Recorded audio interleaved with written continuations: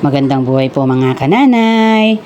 Meron nga pong alimango na nadala ni Ate Tessa at ni Kuya John na siya ko naman pong iluluto sa miswa mga kananay.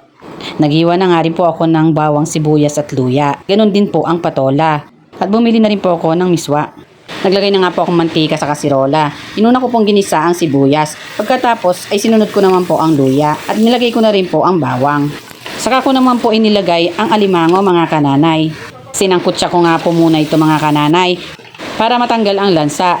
At nang mag-iba na nga po ang kulay niya mga kananay ay dinagdagan ko na po ito ng paminta at tubig para pang sabaw.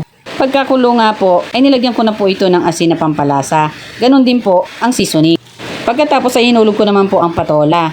At nang medyo malambot na po ang patola ay nilagay ko na rin po ang miswa. Pagkatapos ay dinagdagan ko rin po ng buong paminta.